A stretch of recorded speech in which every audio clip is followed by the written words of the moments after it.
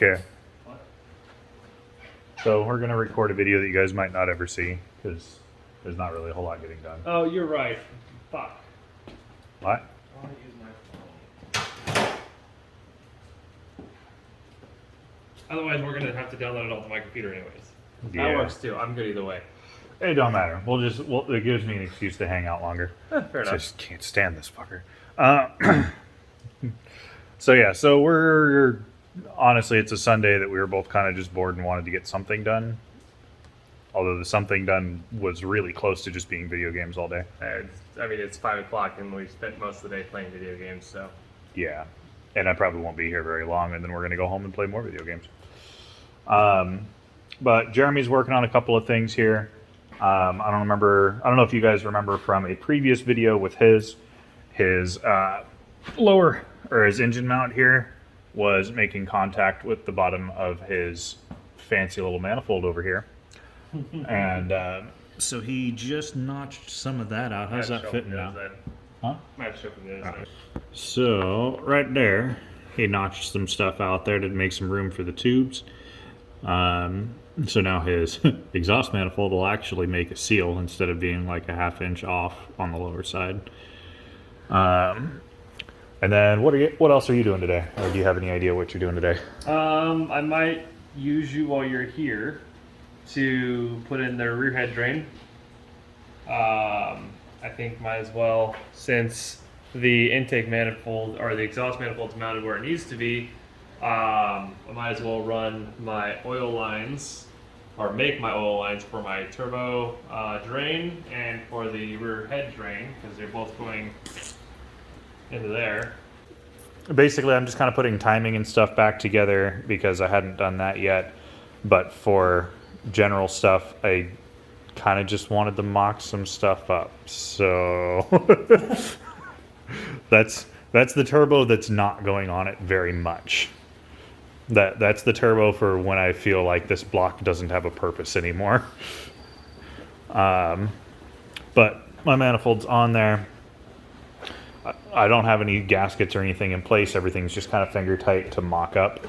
I've got a wastegate back in the parts room as well somewhere. Jeremy found my T4 to T3 adapter that is going to go in there for the smaller turbo. But yeah, I mostly just wanted to kind of just get a look at what it looks like because I miss this thing. And yeah, he's got to weld a plate onto that intake runner still. Because it was just a cheap eBay one. It was like $125, something like that. Checking some of the tubing that he picked up. So I'm gonna have to pie cut out at a 35-degree angle into a 90-degree angle. All right, I see you. Or just shove that in there and weld it just like that. Yeah, that'll work. Keep in mind, we also got to run a wastegate dump, which I still am fairly tempted to do straight out the hood. Oh no, that's gonna go. So this, because your wastegate, I don't know what your wastegate looks like, can literally go straight up just like that. Oh, let's grab wastegate. Y'all are just gonna see everything real fast. Everything right now.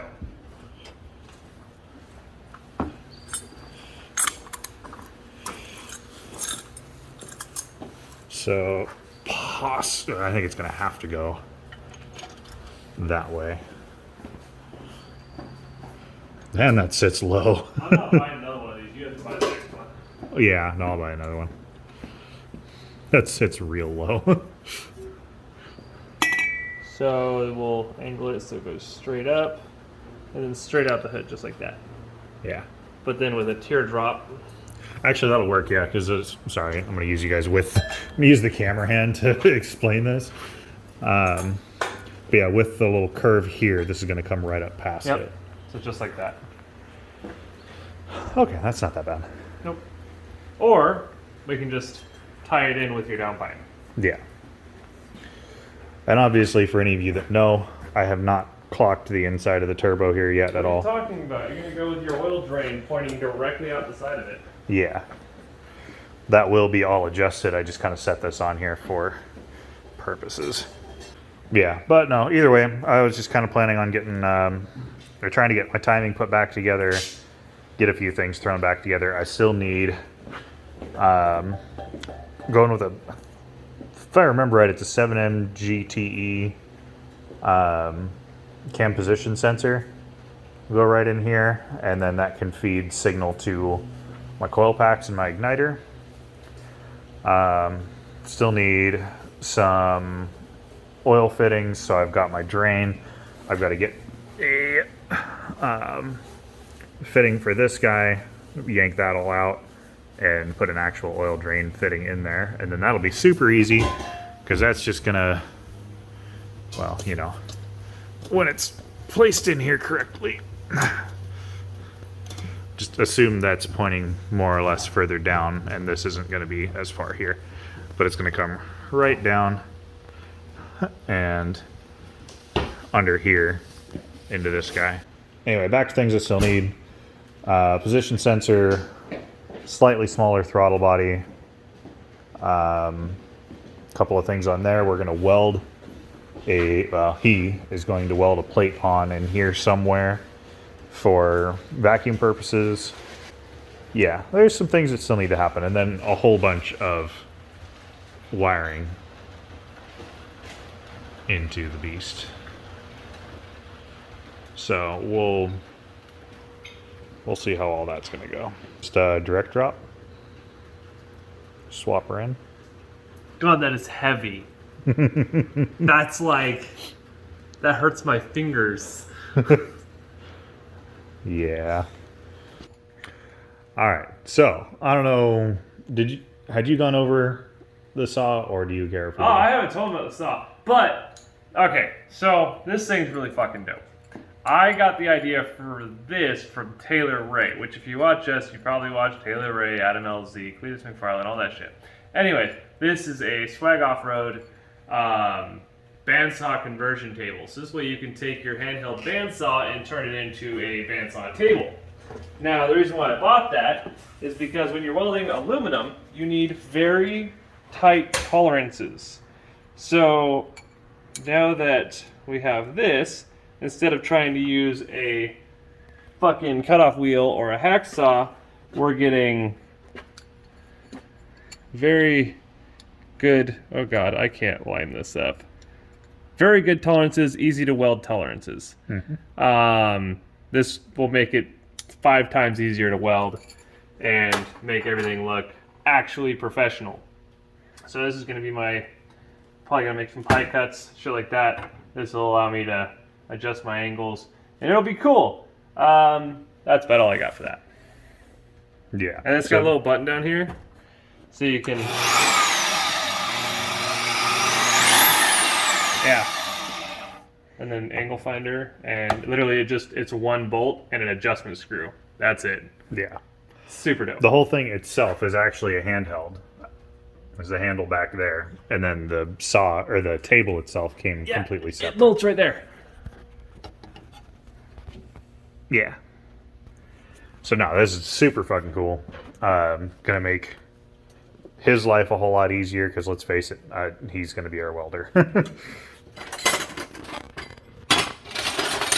I'm getting better, so that's why I figure I want to test out doing actual pipe and remembering to turn on my gas. I'm not sure how many different cars run this same kind of system, but this is what I've come to call the grenade pin.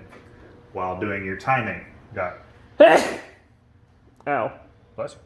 While doing your timing, get the belt and everything in place, get the idler and everything in place, get everything about as timed up as you think it's going to go, which is all just kind of eyeballed. And then we've got this little pin here. When you pull that out, this hydraulic little arm comes up and pushes your idler pulley. The problem is, if you pull that pin out and things aren't aligned, you might as well just get a whole new pin, because it is a pain to go back in, and it is hydraulic. I remember I looked that up at some point, but anyway.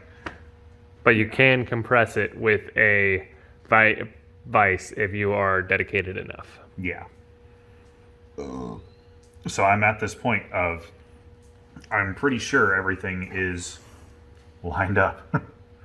And I'm hoping. So we're just going to go ahead and pull the pin. So pull that pin! And now we hope that it worked. Yeah. Very anticlimactic as far as visual. However, now everything is... I didn't do anything. No, it did not. Who's a good boy? Huh? Very well. Who's a good boy? Oh, that's a good boy. There it went. It still seems loose. Well, once you run it, once Yeah. you rotate it, this side's tight. That's all that matters. Yeah. So once you rotate this side will become tight. At least not on that paper. Fair enough. Okay, never I'll look mind. online and find it. Because I'm sure there is a torque spec for it. But I want to make sure that doesn't come off because I already broke one of those. It's up there underneath the bird's nest inside my bell housing that is in chunks. Yeah, not trying to break another one of those. Amazingly enough, the engine still made it for another 2 weeks and a 2.5 hour drive home. I just kept having to push the time belt back. Yeah. Yeah, it was walking. This time belt was just walking right off. Yeah, and I was probably like 8 laps in at Spirit Peaks, and it felt a little bit weird. So I was like, all right, let's take her off track, check over fluids and everything. Checked over oil, checked over all my fluids, looked around, and I was like, well, this was only on about halfway, so the belt itself was out to about here. And I was like, yeah, that's not right. And I kind of just pushed it back, and it pushed really easily. And then I kind of did this, and instead of being nice and tight like that, well, I mean, that's It hasn't rotated yet. once it rotates, it'll be a lot better. But it was like, so yeah, that was a bad thing. Good thing you're not interference. Yeah, really good thing. It's a non-interference motor. Not all 2Js are non-interference. I think we've been over this before.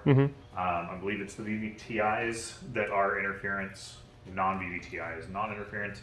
Could be wrong though. I think this is actually one of the only non-interference 2Js.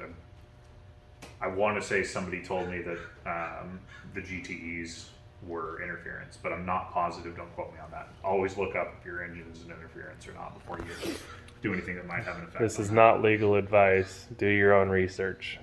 So, Nathan has finished his timing belt, and you can see that because it's up against the wall now.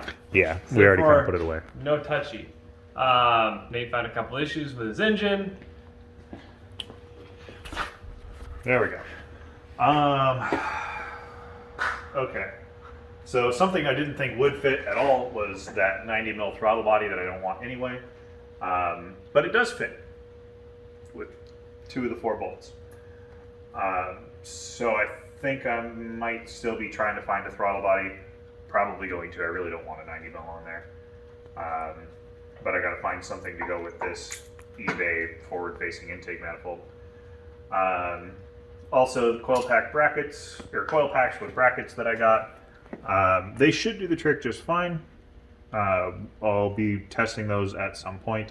However, I also don't have the wiring for them. Or the mounting plate. Yeah, and that was the other thing I noticed was the Because mounting plate. there's nothing to mount to unless they just sit there, which apparently is pretty standard, but... Yeah, I want to mount them in there. I don't want to have to worry about them. Shouldn't have to worry about them anyway. I'm sure they'll be fine. But I'd just rather. Plus, I can get some pretty mounting plate in there.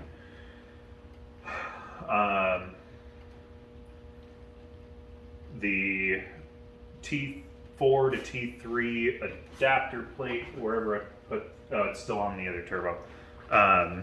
Those, we need to get different studs for it because the studs that go into the exhaust manifold are way too big. The ones that actually need to go into that are a lot smaller. So we'll have to, their studs are not that hard to find. I'll find some. Okay, What am I missing? I don't know. So we got that fixed. This is I know you guys just watched my welding video. Here's my very first round pipe weld. Penetration's pretty awful, but I glued it all together. And it only has one pinhole. Let's see if you can, yeah, you can kind of see it right there. But yeah, so that's that. I'll work on that more, so this way when we put these engines back in, yeah, that's it.